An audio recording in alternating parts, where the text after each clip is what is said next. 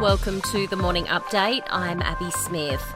The finishing touches are being put to the federal budget, which will be handed down tonight. Prime Minister Anthony Albanese says it'll provide targeted support for families and vulnerable Australians. What we're doing is tackling those immediate challenges, dealing with the pressures that are on working families, and we will have $14.6 billion of cost of living relief targeted for those who need it most. It's expected to show a surplus for the first time since 2007. A state funeral for comedian Barry Humphries will be held in Sydney. The Humphries family has reportedly declined an offer for the service in Melbourne.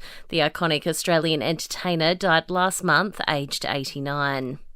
The NRL is throwing its support behind the Yes campaign in the Voice to Parliament referendum. It's Australia's first major footy code to back the campaign, an announcement to be made before the league's Indigenous round. Overseas, another wild and deadly shooting in the US state of Texas. One person was killed and two others injured when a gunman opened fire on a train. Police believe it was a targeted shooting.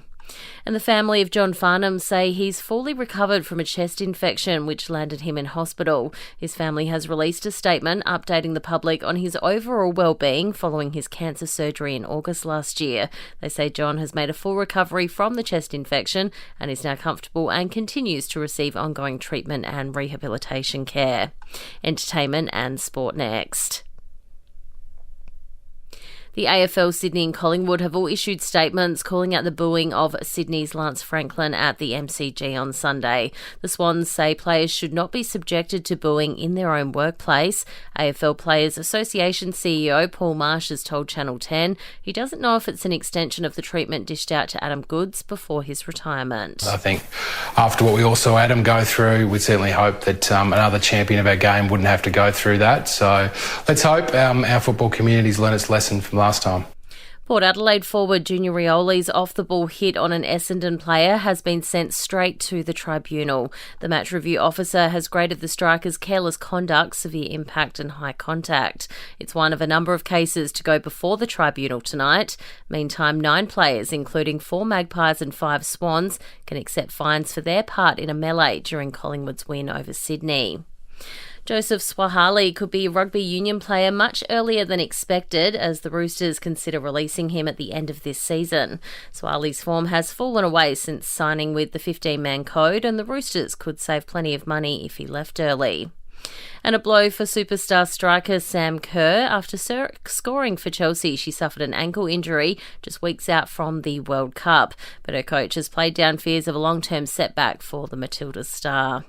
In entertainment, the first official portrait of His Majesty the King following the coronation has been released. There's also a portrait of Queen Camilla and the pair together, as well as a group photo of the working royals. While the Wales kids had some fun after all the pomp and ceremony of the coronation, playing archery against mum and dad at a local scouts hall. Singer Ed Sheeran has opened up about a battle with eating disorder. The 32-year-old says he's keen to tackle some of the myths. I just don't want to turn into like the poster boy for it, you know. I think what is important about speaking about it is letting people know that it is not a problem that is just for one gender. By it, you're talking about bulimia. Yeah. And Ray Liotta's cause of death has been revealed almost a year after he passed away while filming in the Dominican Republic. Documents reveal the Goodfellas star died of acute heart failure, fluid in the lungs and narrowing of the arteries.